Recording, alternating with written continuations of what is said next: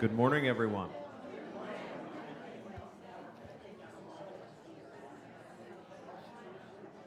As expected, we have a good turnout today. Full house.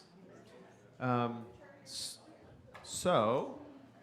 I'm going to see if we can frame out the morning here of what we're going to discuss and when and how. First off, for anyone that saw the Eagles game last night, even if you disagree with someone, we are not going to spit on anyone.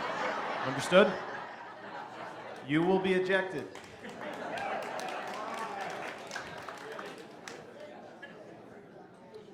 So, obviously, the largesse of the crowd is related to the fact that we are going to present some information to you, which we are happy to do and excited for. But, in the meantime, at the very beginning, we're going to do a couple of rapid-fire town hall updates. I expect it to be no longer than 5 minutes. Then, someone say good out there. Then I'm going to pass things off to JD Landis. JD works for a company called SFCS. He is an architect. He has helped us with the schematic design of what you're going to see soon. And he has worked with Frederick Living in a lot of ways for a long time. So he knows our community well, and he'll provide the next portion of the conversation. Then, I expect us to have a solid amount of time available for questions and answers from the crowd. As usual, if you have a question at any point in time, you can raise your hand.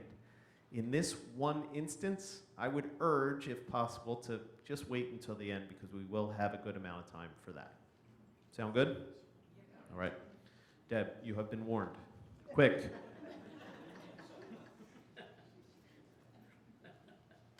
Happy Friday, everybody. Quick updates. September 29th, we're going to have a Hershey's Ice Cream pop-up event outside of the bistro from 11 to 1. We will be putting that on the screens, possibly today or tomorrow, or Monday, possibly today. Ellis Coffee, I've been trying to schedule a time with the rep, so that should be coming soon, the date that we'll have the Ellis Coffee on site for a trial of 2 weeks to see if the fresh coffee machine is something that you would like better than the current machine that we have. Update on our executive chef. We have 2 candidates. We have brought them in for chef demos to see who does the better job, because we're torn between the 2 of them. So we hopefully will have an executive chef soon. We're working on the fall-winter menus, so if you have any suggestions, please put them in the suggestion box or let me know what your suggestions are. The hourly staff, we have hired many new hourly staff, and from the Frederick Living Residential Food Committee, they had asked, they don't always know who the new staff are. HR sends pictures. I have put the pictures in a picture frame, and it's at the cashier stand, so if you're looking for who the new staff are in dining, you can see that there. That's it. Any questions? I will ask them for that, okay? Any other questions? What was the question? What's that? What was her question? Her question was, will there be non-dairy ice cream there? Lactate. Lactate. Okay. Have the milk, why can't you have the ice cream? Yep. We'll look at that. That is good, I use it all the time. Okay. We'll look Vanilla at that. chocolates and vanilla caramel. Okay, will do.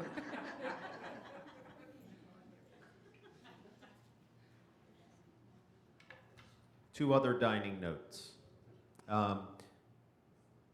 Late last week or early this week, you received a memo from our finance department related to some corrections that will be coming down the pike. So that's one thing. 2, you should expect to receive another memo, I would say within the next 2 weeks-ish, from our finance department related to dining.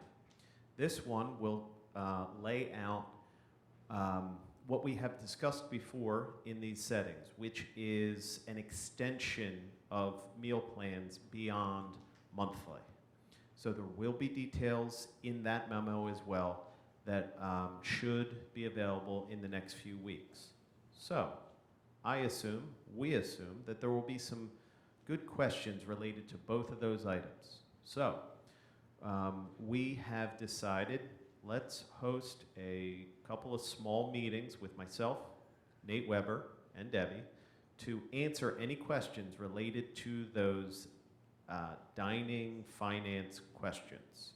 So we're going to put a sign-up sheet outside of Duana's office. We're going to hold those 2 weeks from now. Information will be in the yellow sheets. Information will be posted on the screens there. So those times and dates will be announced shortly. But what we want to do is we want to obviously share that information, but not just share it, be available for answering questions and working through any issues that you may have. Okay? Dead tree removal. We have a date scheduled for some team members from Garden Spot Communities to be on site to help us with removing dead trees from campus. We have identified which ones got to go, and we're going to take care of that beginning, maybe only on, but beginning on October 1st. So we're going to start it then, we're going to take out the dead trees, and then we're going to take some steps forward.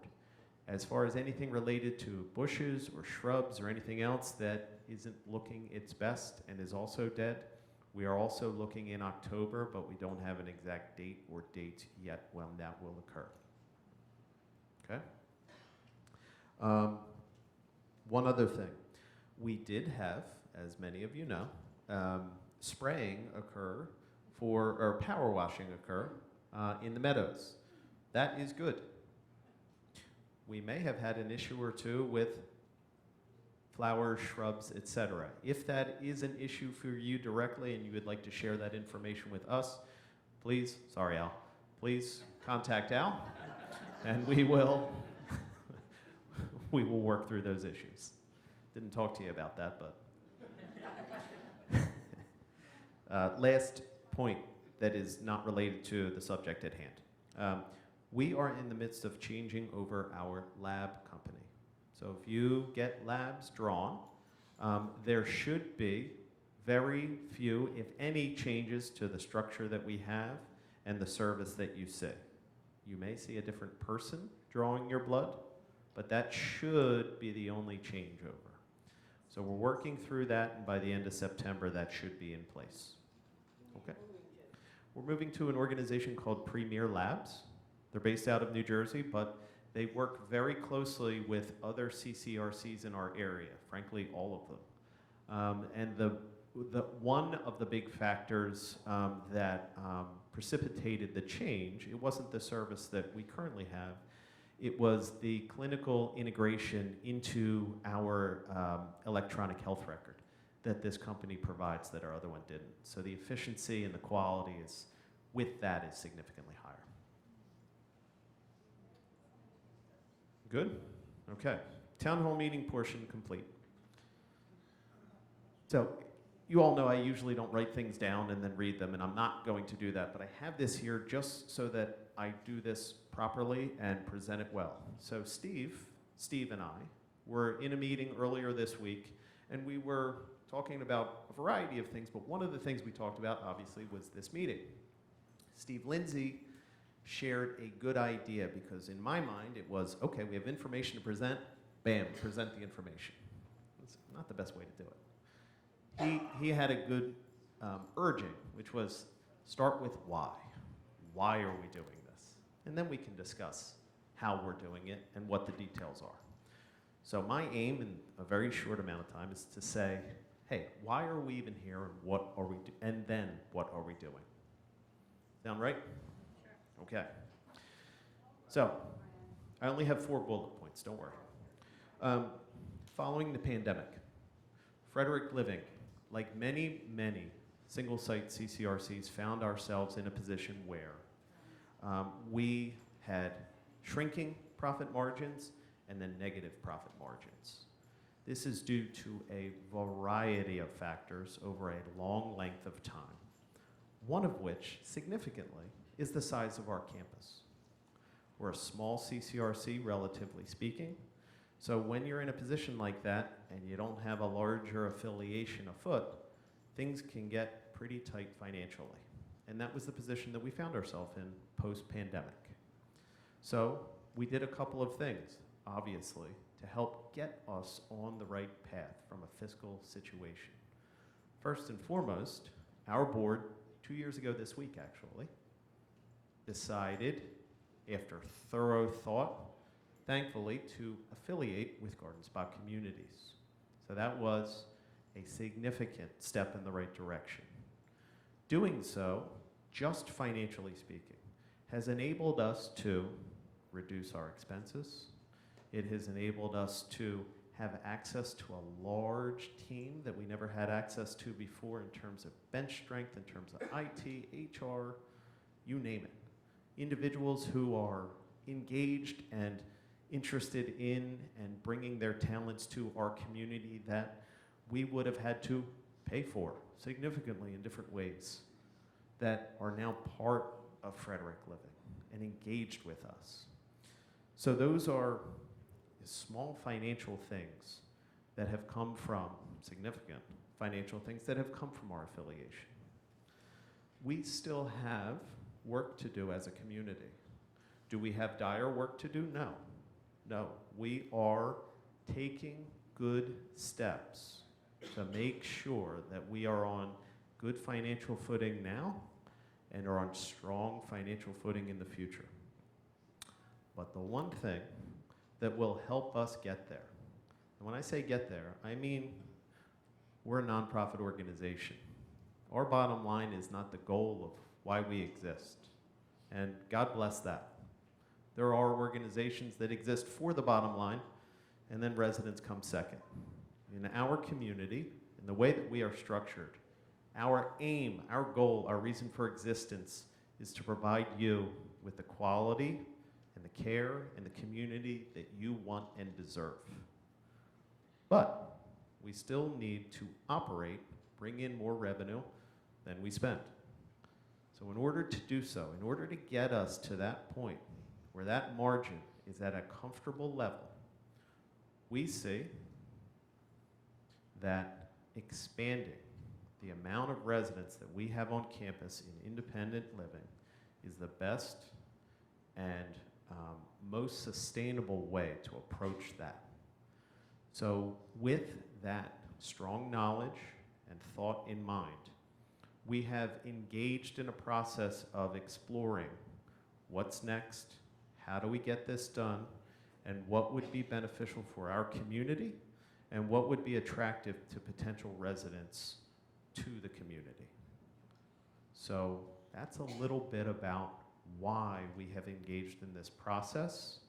And up until this point in time, we have had these conversations and gone through these iterations in a smaller group, because there's a lot of stops and starts, a lot of questions, and a lot of things we got to figure out before we can bring them to you.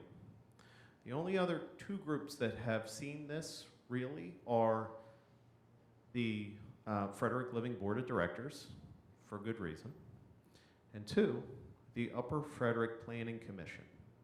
And the only thing we've done with them is to say, nothing is official, this is not an application.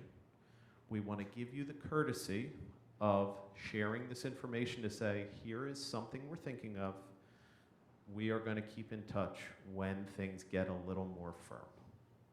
And that's what we're going to do with you today. This information is well thought out, and it's a good path to go down. And it's also not 100% set in stone, so there might be some maneuverability that you see from between now and a year from now, a year and a half from now. But we're at a point where we're confident enough to say, it's time to share this information with a larger group and to see how residents react and to see what questions exist. Sound good enough? Okay. Now, I'm going to pass things off to JD. He's going to get to the heart of the matter. And when he is finished, then we are all here to answer your questions to the best of our ability with as much clarity as we can provide. Sound right? Okay.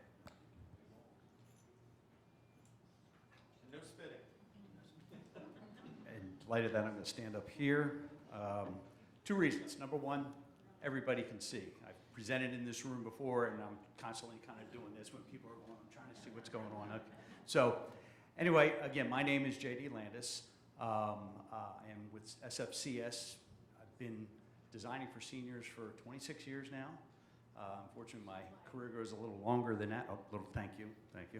But what we wanted to share with you today is kind of an approach that we're looking for the campus. And this is proposed structures as far as apartments are concerned, and some things that relate to the community center as well. So currently, you can see a plan. Let me try to get the right one. This is our current site here, and this is kind of zoned in a little bit more. And what we really have with this is we have several areas that we're looking at. Number one is an addition of a new apartment building that is off of the existing. Number two is a smaller hybrid villa, which I'll get into and explain a little bit more off to the right-hand side here. Then there's some amenity changes, not necessarily changes, but just more enhancements, we'll call it that, for the community center. And then future potential quad and duplex apartments, cottages up to the upper left-hand side there. So let's start off with the apartments. Now, the idea behind the apartments was to try to make it simple. And I call it a simple elegance, something that works with the current vernacular, the community, making sure that it ties in, but also making sure that we can build it efficiently, and it serves another, I think we have 45 units in this. So this will be a 3-foot structure. The first the 3 floors being matched all the way going down there.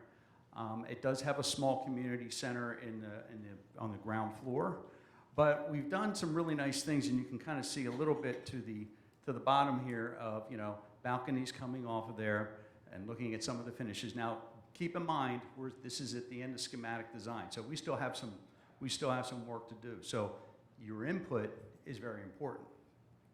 But you can see kind of trying to get to the right side there.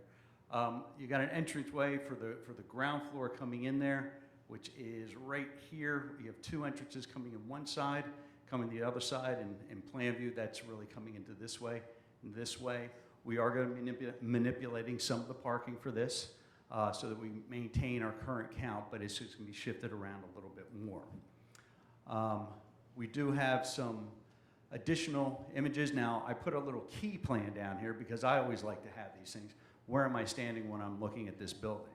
So image A up the top here has kind of a corner shot looking out, and you can see the balconies, see the finishes that we're proposing to utilize for the buildings themselves. Building B, or image B here, kind of looking at the back, this is where it connects into the existing apartment building. Image there, and then the inside part of the building C, looking at this. So again, you can start to see some of the relationships we have. We didn't want to mock it exactly, but we wanted it to inspire how the building looked, or how the building looks. The other building we're looking at is a hybrid villa. Now, what this is a smaller group of apartments. It's self-contained, and it's not obtrusive. It's very kind of simple. But the idea behind this, again, simple elegance associated with the building itself, is that we're positioning this next to the current memory care Aspen, and there's a 3-unit cottage here on a corner just opposite the pond there.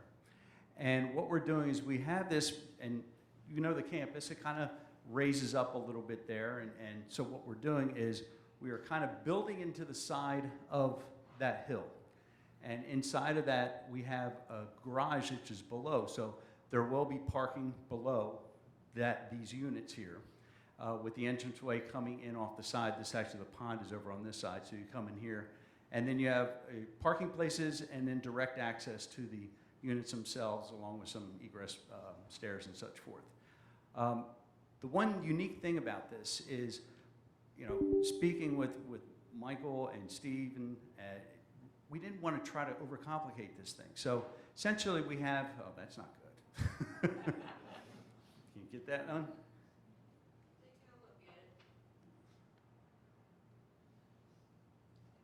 Let's see what happens here. Yeah, I got it. Hold on for 2.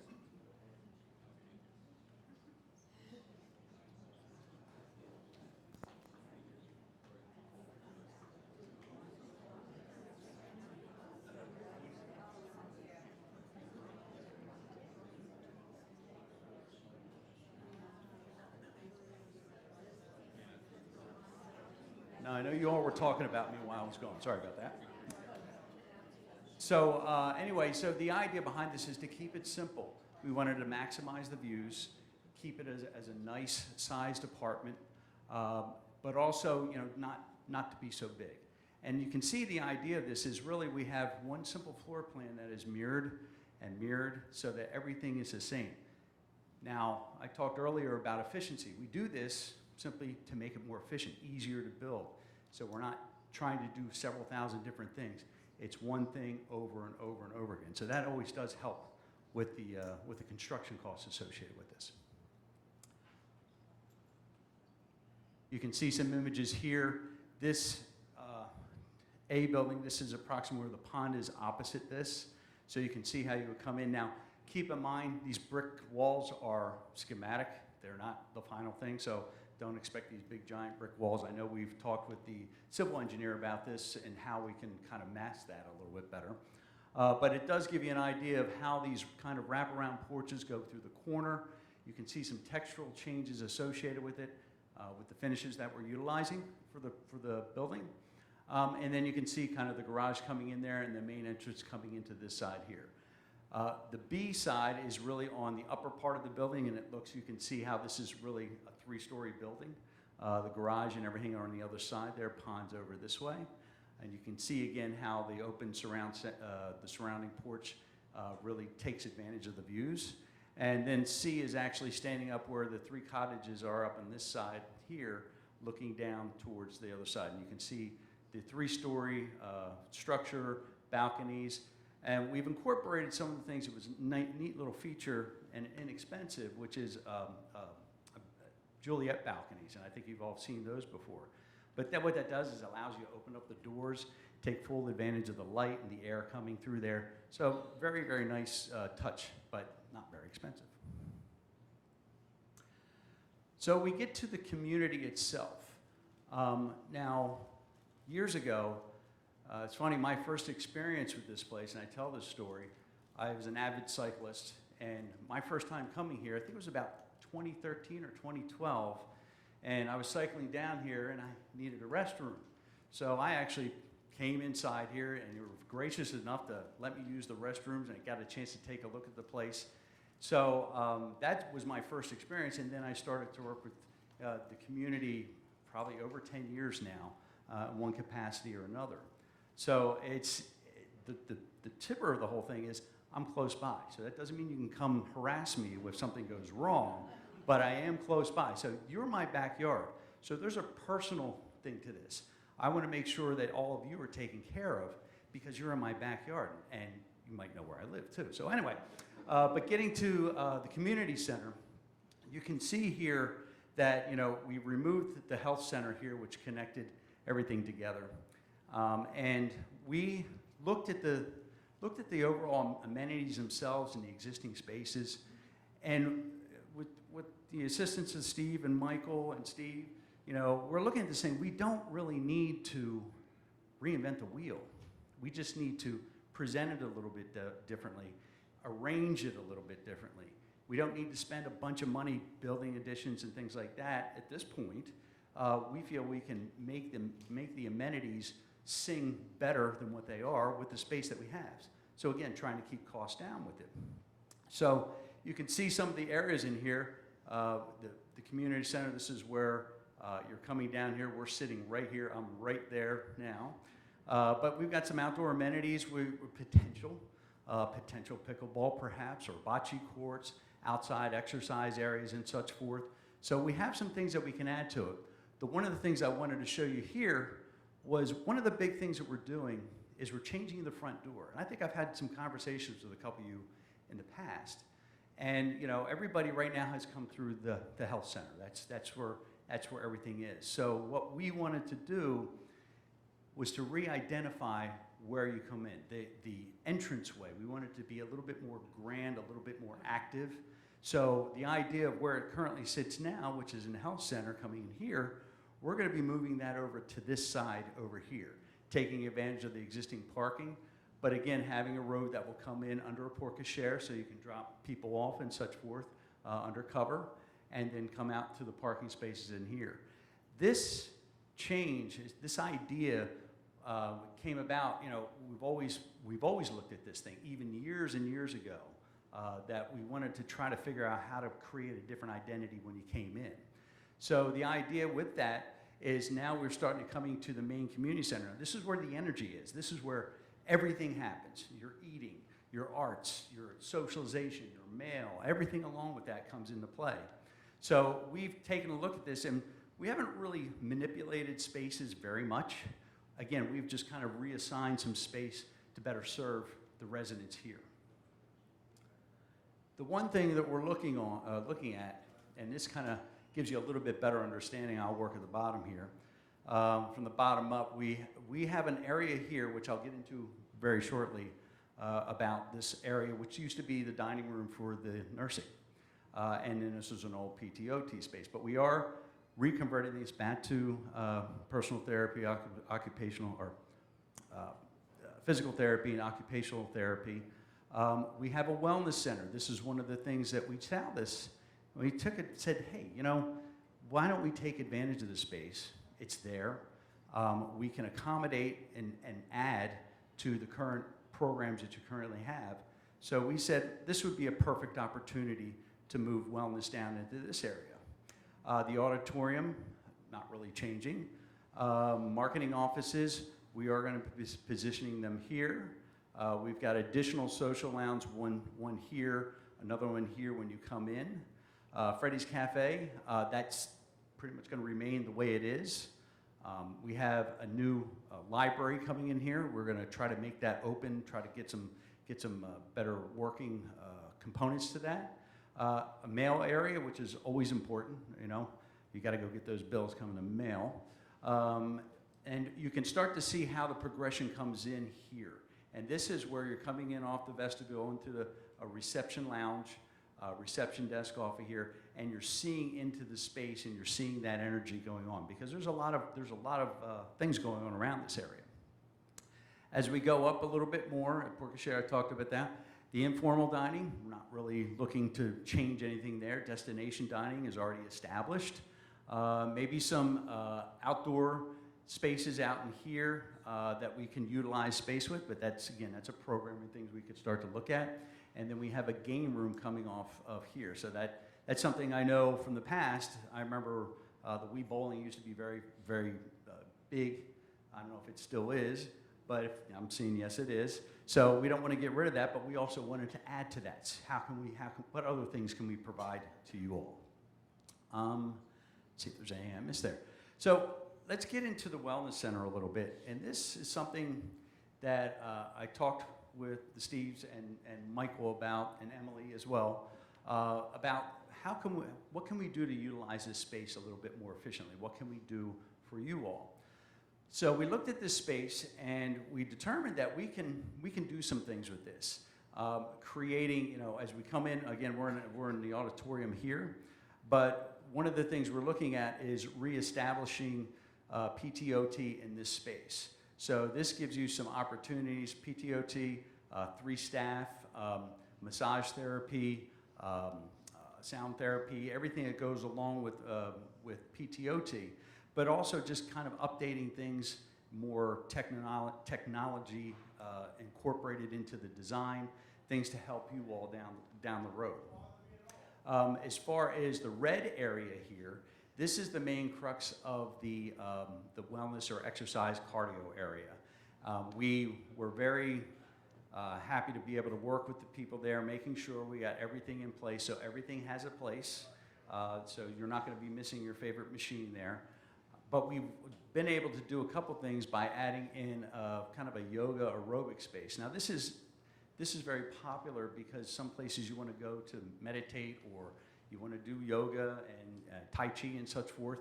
So we wanted to provide a space that was kind of designated for that purpose alone. Behind of which you have an area which is some storage closets here, but we have 2 restrooms in here which are a little bit larger.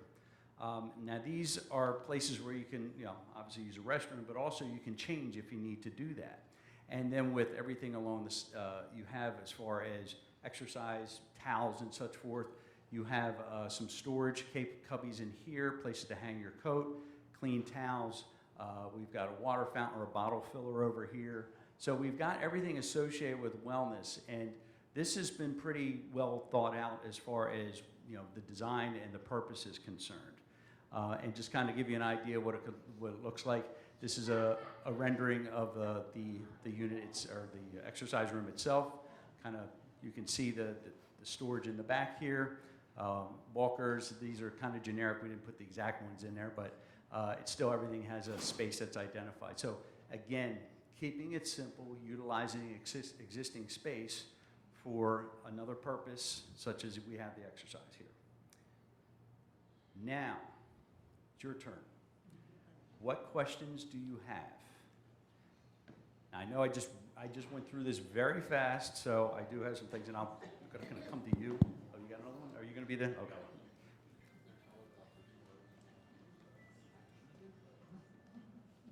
Are you looking to put both those visions out at the same time, or you one first and another one? That's the first one. But I guess the initial one is, how many EDUs do we have in the existing sewage plant, okay, that you don't have to worry about doing that part? All right, Michael's got Man, I can't believe I have this number for you, Lou. Our capacity in the sewer plant is 49,000 EDUs. 49,000 EDUs. I knew you all knew that. We have current capacity. We have a significant amount of capacity in our sewer plant. If we do all of this, we project that we will have still a significant amount of capacity. Good practice is you have a 20% buffer in capacity. So you only utilize a maximum of 80% of your sewer plant. We don't even expect to be at that 80% point. We expect to be less than that, even after all of this work is done. That's a big savings. Yes. I can't believe I knew that much about a sewer plant. Okay, He knew someone would ask it. I want the dollar amount. What is the projected cost of all these changes and buildings? Do you have that? Not exactly yet, no. I don't think we have a number that we have formulated enough to say, okay, here is the final price tag. So we're still working on that. That is to be determined. Let me step back for a second, though, in terms of an order of importance and an order of timing. So all of those things that you saw that JD presented, remember, we're working through them. So this isn't a final product that you see here. But in terms of order of importance or things that we believe it's going to stack up in a certain way, one thing that we believe that we would be able to do first or quickest would be the PTOT CK1 transition from the body shop and the PTOT space into that space. We believe that could or will be first on the list. Next after that would be the additional housing that you saw. The apartments, perhaps the villa hybrids after that, we're not sure, but that is the next step. After that, if we're doing it in a linear order, would be those amenity changes, I always say, between the Magnolia House front door and the bistro door. Now, all of that is obviously to be determined, but that is how things are shaping up in terms of what will go in order of importance. So we're still working on the costs, particularly on those amenity changes, because those are even further down the line. But we don't have a final number to share at the moment.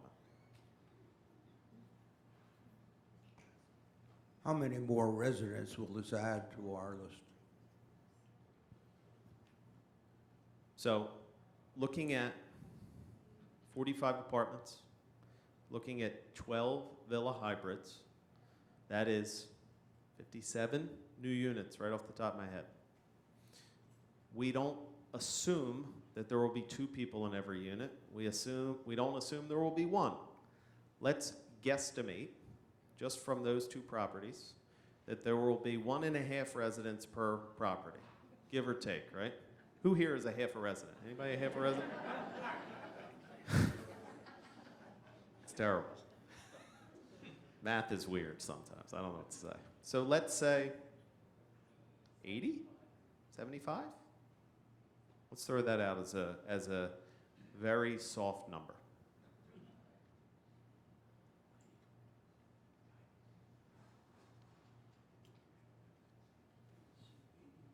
Was there any thought at all about water therapy? That we would have a pool for water therapy in the body shop area? That has been bounced around, swam through, if you will. We didn't land on it because of cost, because of the significant amount of cost that would be involved in doing something like that. That's why you didn't see it on that list. We are excited at the scope of this work, the size, the new equipment. We're not doing anything with Fran, so that's good. No, we're proud and excited for that. We do know that that would be a nice addition, but that isn't something that we think is feasible at this point.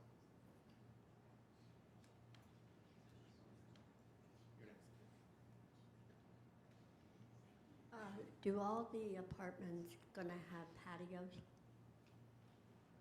Yes. Yes. Sure. So we're going to do this. Question was, do all apartments have patios? So on the 45 apartments that you saw, first floor have patios, second and third floors all have like the porch area. So yes was the answer. What about sit-down dining? We don't have it now, and it is missed. We need to have sit-down dining. Where are all those people gonna eat? That's a 2-part question. So sit-down dining was one portion of the question. Sit-down dining, if anyone is on the dining committee, I would like to engage in that specific question with the dining committee.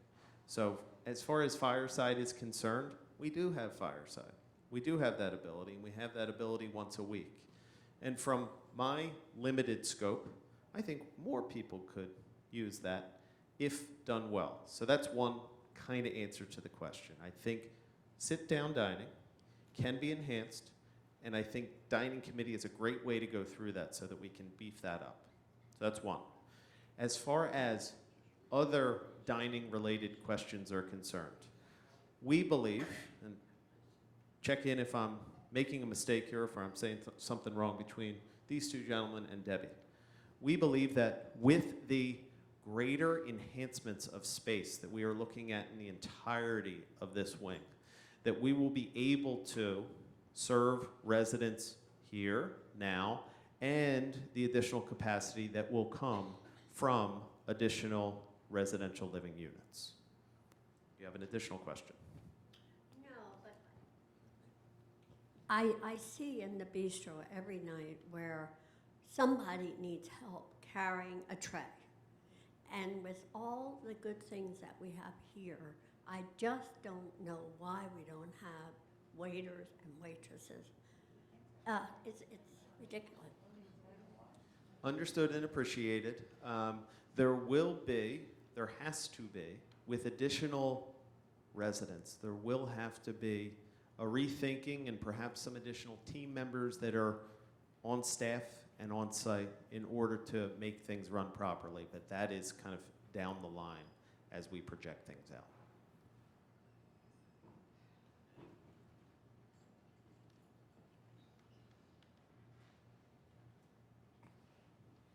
I understand from what you've already said today that at this auditorium will not be changed at all. And I understand that there are a lot more things more important than expanding this to accommodate other varieties of planning and whatever. However, comma, there is a great need, and I do mean great need, for the ability for individuals in this residency to be able to access the top floor of the stage. Most of the time, we have to have people on the floor of the stage to be able to perform because there's no easy way to get up here. Now, we had the option and the great ability to visit Garden Spot and do our variety show at their facility. And they have a ramp that goes up, and it was so easy for everybody, and it was greatly appreciated. Now, it's probably low on the list of things to do, but that one thing I think is extremely important and a safety issue as well. Well, it's funny you say that because we identified that as one of the things we want to change. And when I say we're not touching the room, there will be some things that will happen in this space and to improve it. But one of the things we talked about was accessibility to the stage itself. So we have thought about, we have some ideas in place. We haven't vetted them out yet, but we know we have identified that as something we need to do. So. Thank you, Betty. Yes, agreed. We have recognized that. And and you can imagine, although go from wall to wall, there isn't much space that makes sense to expand it, but enhancing this space is definitely on the list. 1,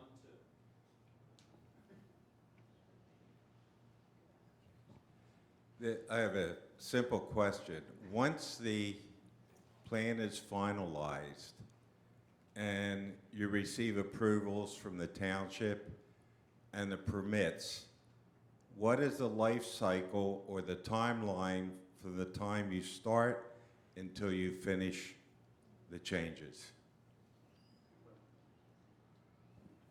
Do we have an exact timeline? I don't think it's, let me stop. No. And of course there are projections, right? Of course we imagine that the PTOT space, if everything goes well, will take a certain amount of time. There are large scale projections. All of this work is not months in the making. This is a long-term campus master planning process that is years and years, depending on what specific project and if everything goes as we expect or hope. So I don't think anyone up here can give you a, bam, here's I the can date. give you an idea. I won't tell you no. Yeah, He'll but- tell you no, but I won't tell you no. No, honestly, as far as now, again, depending upon how we phase these things, how they get put into play, the apartment building should take somewhere around, we'll say 15 months to get going, plus or minus. And it's a pretty straightforward building. It's pretty simple in its design. That would be the approximate time for that. So I'll just say between 15 and 18 months just to cover myself. And then with the villa apartments, again, that's probably more about 12 months, 12 to 15 months to construct that. There's a lot of civil that goes along with that. There may be some things done in conjunction from a civil standpoint. Those can be done.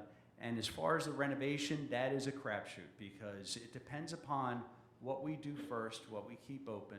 We don't want to shut everything down there and you have nothing to do. We will probably systematically work our way through it so that you all can enjoy your amenities as best as we can during the construction process. But whatever we can do to provide the least inconvenience to you, that's how we'll probably walk through that. So again, to summarize JD's points, no, we don't have an answer.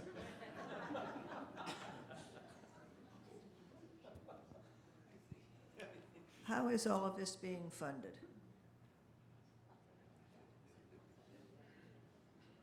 We are working on that specific, generally speaking, we are working on that.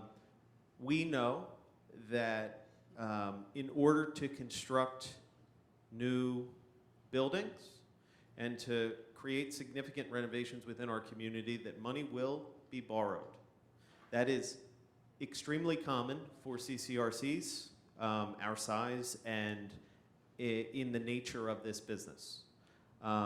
The way that that will be done, whether it's through a bank, whether it's through bonds, how that works, we are still refining what that will be. So money will be borrowed in the most economical way possible, and we will not, and this is important to say, we will not do anything on this list if it is not vetted financially, and if it is not accretive, if it is not financially beneficial to the community. If any one of these things that you see here, after all is said and done, we get to the bottom line, and it doesn't make financial sense for us, we are going to figure something else out. Where was I? 1, 2.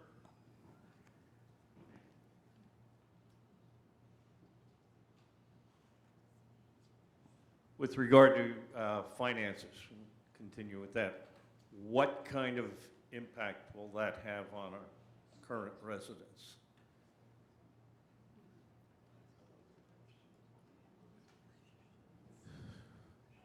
It's hard to say individually, right? But long term for all residents, this is the rationale for approaching this work is so that it will benefit all residents of this community, present and future.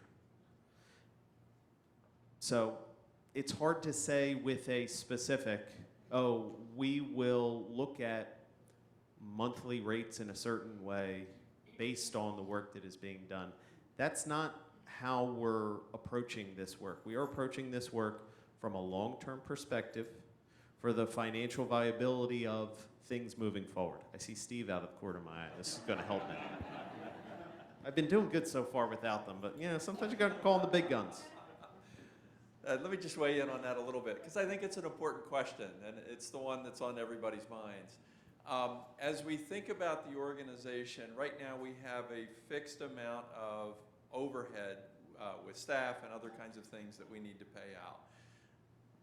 An addition like the ones that we're talking about, with independent living being added, doesn't add significantly in terms of staffing. We don't have to raise the staffing significantly in order to continue to serve this new group of people along with all of you. What that means is basically you're taking that pie and slicing it into smaller pieces because you've got more people taking a piece of the pie. So it doesn't mean that rates are going to decrease when we do this, but the hope and our experience in the past at Garden Spot and other communities is that it mitigates some of those increases that would have been necessary otherwise.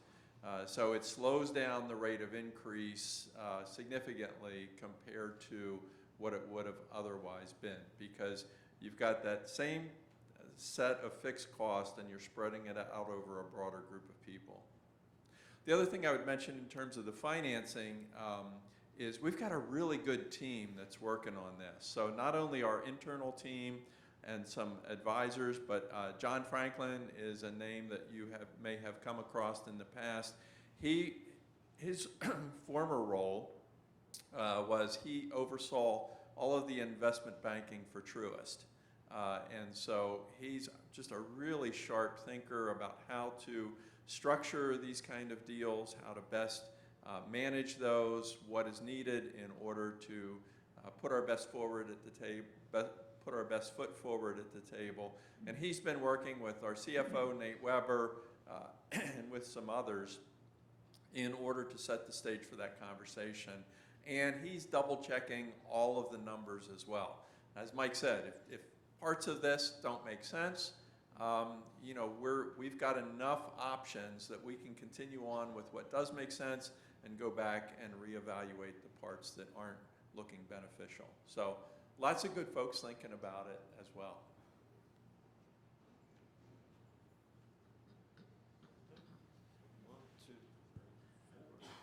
Going back to dining, there are some nights that the line is almost the whole dining room. It needs to be looked at how to configure a better way to serve people, especially when you're adding that many people. And also considering the fact that many of us bring our families here at different times, and that really reduces the seat capacity. So if you add those 80 people, they're not all going to come, but even if they do come, if we don't somehow reconfigure that dining room, like I want to order something, and it's at the end, kind of at the end of the line, but it's not at the end of the line. People get bread and stuff. And when it was at Garden Spot, they had theirs separate a little bit more. Wasn't any less busy, okay? But I just know that it doesn't look like, from my perspective, that if you add 80 people and you don't do anything with configuring that, even having a few more tables somewhere, that there are going to be times when people are going to be standing there waiting to sit down, okay, when all this takes place. I don't know if I have an exact answer, but I will say this is why we want to bring it to everyone at this stage, right? We've thought through a lot. We've taken a lot of steps, and this is valuable input as we continue to proceed. I'm remembering a lot of the difficulties that the Meadows have had with construction, not meeting expectations. Are we giving good consideration to having an inspector that will stay on top of all the contractors and subcontractors that we have so that that doesn't happen with the future development? And I was excited. I know. Well, lessons learned. Anyway, in the order of how things are going to be done, is everything going to be restructured here or in the main building before we begin the apartments? And then I got the part where the apartments are going to be done and then the villas are going to be done. But I did see on the drawing there's some freestanding units, to cottages. I'm assuming they're last.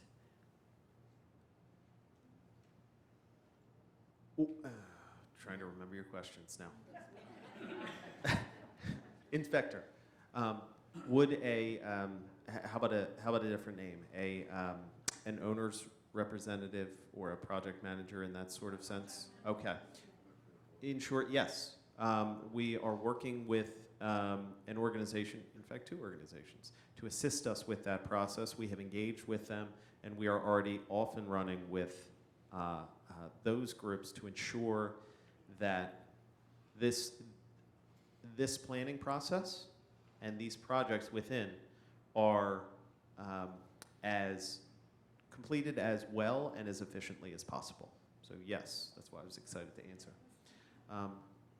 2, timing-wise, or order of importance-wise, as far as looking at the villa hybrids or looking at the cottages that were also on the map there, I don't think that there is full clarity as to what would be first on the list there, so I can't provide that to you. In terms of, and similarly, in terms of renovations within this space, as JD mentioned, there is a lot of gray there still as to what would happen and when, so I can't really provide too much clarity there. That PTOT space, because frankly it's used as storage at the moment, and because it is something that is attainable and doable, and not something that would be extremely challenging to go to the township and say, hey, we're going to do this. That is the one that has risen to the top where we can say, we think we can get this done soonest. Yes. I have a marketing question. Will the current residents who want to move to these new facilities be given priority? And as a subset of that, those who signed a contract for the last apartment building 6 years ago, will they be given some kind of priority?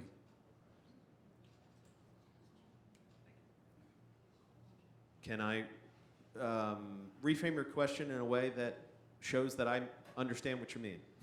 Because I just want to make sure that I'm answering this correctly. So, any resident in here, if they want to move into one of these new places, would they be given priority on that list? Is that what you mean by that question? Right, before the public. Before the public.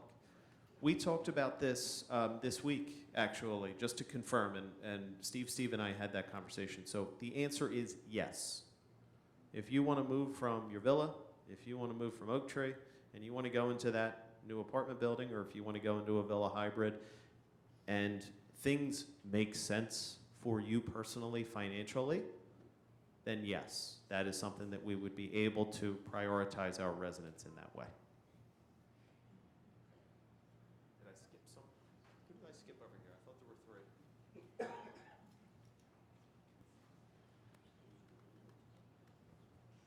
During construction, what inconveniences to the current population do you see?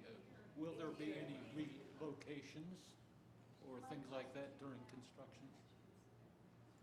So the question was, inconveniences during construction. I can guarantee you there will be some inconveniences. We do not foresee during any sort of new building construction, we do not foresee anyone having to move or anything of the sort. So the biggest inconvenience, I think we can check that one off the list. In terms of noise, in terms of maybe not the best looking with some dirt out there while work is being done, that inconvenience will exist. In addition, as we were talking about earlier, if we are renovating this space, there's going to be some kind of, please pardon our appearance while we make improvements sort of signage that will be needed and communication that will need to occur. So there will be inconveniences. They will be worth it. But we do not foresee them being to the point where, hey, could you please move to this apartment while we do that?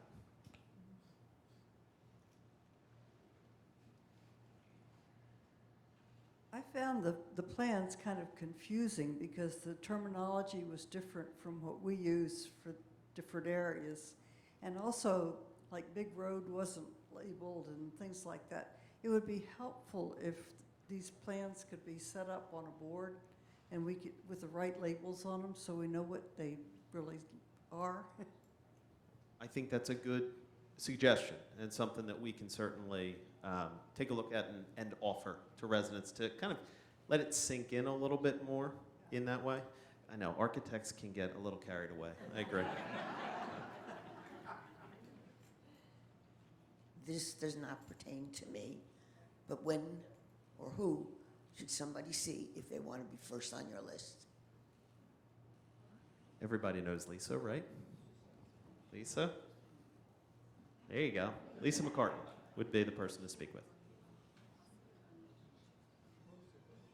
Oh, I'm sorry.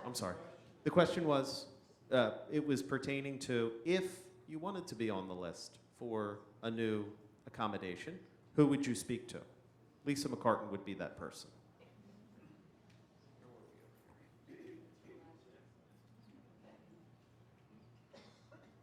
From marketing and research, are we still confident there are enough people in the greater community still interested enough in going into CCRCs to make all this viable?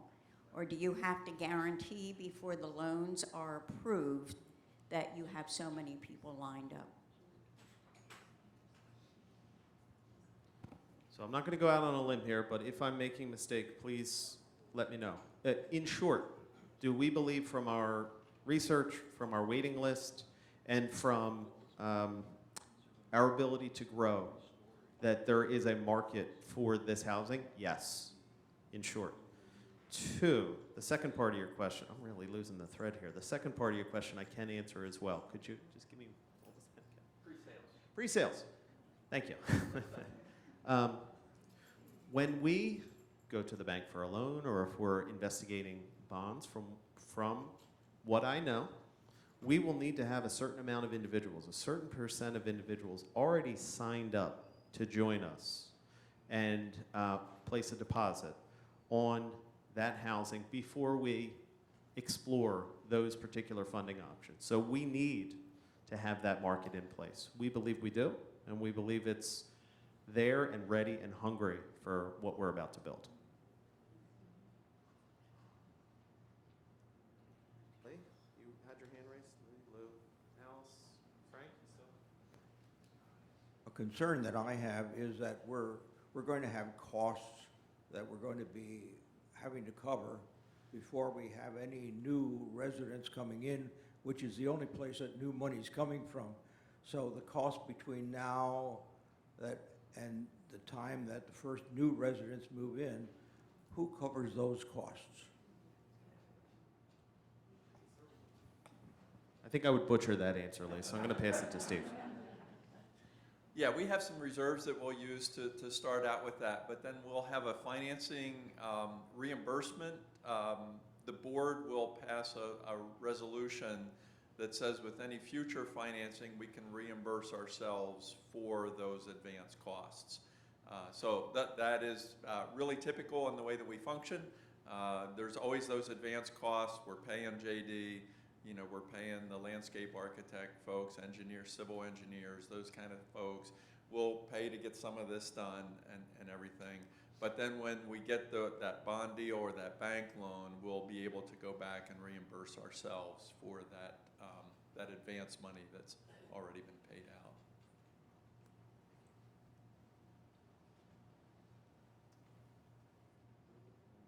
Looking at, again, the ability to fill these places, two questions. One, I would assume that your apartments are going to be at least as large as what we have.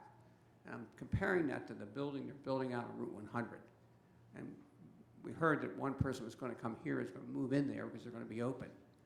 The size of some of those apartments are really small in that. And of course, it's right on Route 100 too. But you're really comfortable enough that in the future, because you're probably looking at a couple years before this happens, that you're still feeling comfortable enough that you'll be able to do that. As long as we do the right things with the size of the, that's what I need to know. Are you maintaining that these will be good size apartments? Yes. So size of the apartments. What we looked at on the screen there, JD, please correct me if I'm wrong. We are looking at a mix of two different things. We're looking at 1 bedrooms with a den, and we're looking at 2-bedroom apartments. So all of those that you saw on that screen, that's what they come down to. Square footage wise, I'd say, I think it's between 950 and 1,500, somewhere in that square. And the idea, one of the things I'll add to that is that, you know, we've noticed as far as the industry is concerned, you know, we did not put any, the smallest unit that you will have available in this will be a 1-bedroom den. Because everybody has stuff. I have stuff. Everybody needs a little bit of extra space to spread out. There's nothing wrong with that at all. But no, we're reacting to the current market as well as the future market when it comes to unit size. With the change in the main entrance, will that eliminate the need for the kiosk and the signing in? that is going away on a separate project path. So the kiosk, the sign-in piece, that is more related to cameras on campus. So if we can have a good amount of cameras on campus and we're working through that, security cameras, we believe we can move away from the kiosk setup entirely. And Alice, as most of you know, works as a receptionist, so that is a direct question for her as well.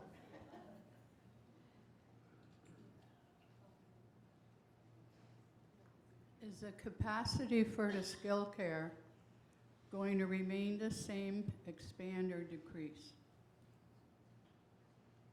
It's certainly not going to decrease, right? I mean, we can't decrease that amount, but we are still exploring, and we don't have any firm answers that we can provide to you.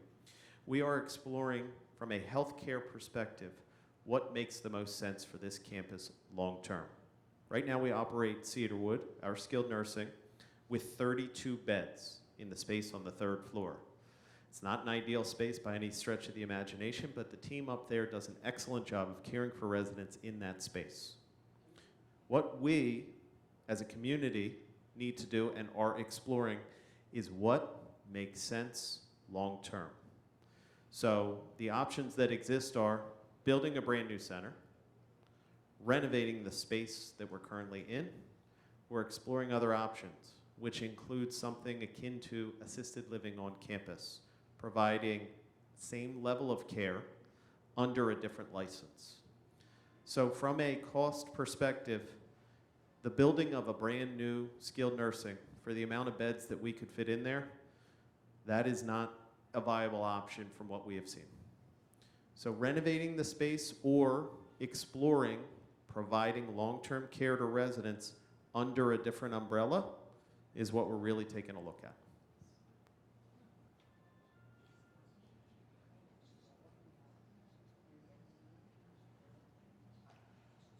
Are we thinking of rehabilitating the modular for a new model apartment? Are we looking at rehabilitating the modular for a new model apartment? Actually, I was hoping to bring it to my house and put it in my backyard. No, that will, I promise you, it will go. I just can't say when.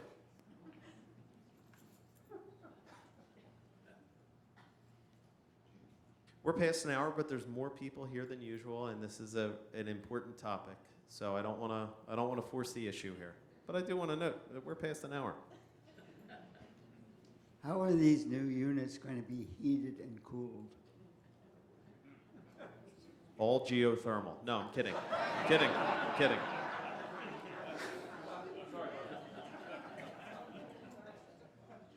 Steve, can Do you? you want me to answer that? Yes, please. I can answer know, that. but I want to answer it properly. Okay. Basically, we're trying to keep it efficient, and right now we're looking at VTAC units ducted within the resident units, so that it's again, number one, efficient, cost-effective, and easy to maintain. Thank you. You don't understand what he said. Okay. Let's see. Which part was it? The VTAC part? Okay. I thought that might be it. Sorry about that. VTAC is basically a vertical unit that sits within a closet. It does have fresh air that is drawn in from the outside so that it recirculates through there, and then it is ducted to certain areas of the apartments. It is electric heat, correct. I would explain it as like a regular heater. That's what I was going to say. That's not going to work. Yeah, okay. This is just a comment, if you will. I think you have to expand, you need more revenues, all that I think is great. But I think for a lot of people, just keep this in mind, and we can't change this, but our average life cycle here is 10 years. And the reason I say that is because 10% of independents are replaced each year. So on the average, we're here for 10 years. Some of us will be here for 15 years. Some of us independent for 15 months. So I think some people may have a concern with the gentleman mentioned the construction and that type of thing ongoing. I know there's nothing you can really do about it, but I'm just saying it's a mental note for the residents right here that have signed up to live under these circumstances. That's just a comment. Thank you. That's a good comment. You know, we're talking about future planning. And our board of directors and the leadership team at Garden Spot and Frederick Living, we have a responsibility to the residents that are in this building now. We also have a dual responsibility for maintaining and ensuring that this community is here for another 130 years, and that is our responsibility, and both are. So if we begin to lose sight of one or the other, then by all means, let us know and we will course correct. But that is an important comment to keep in mind.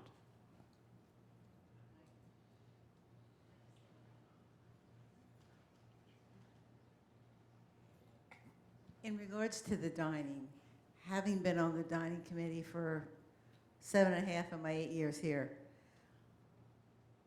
many times decisions are made based on loud voices. People say, oh, we want this, and 5 or 6 people are the loudest shouting for it. And then the dining people have done it, and nobody does it.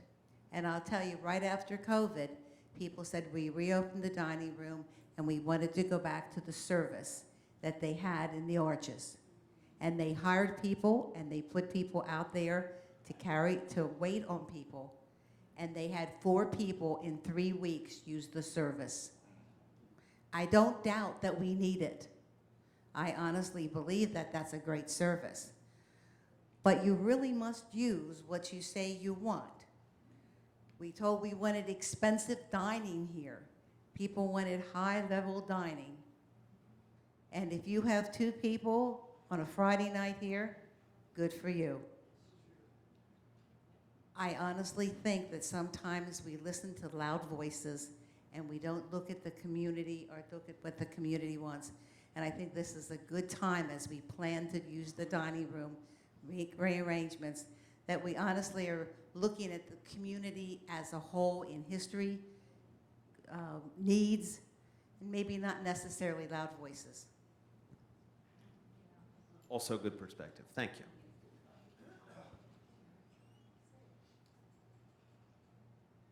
All right, since there are no hands raised, and since I'm looking at close to 11:45, I'm going to say that we are going to bring this meeting to a close.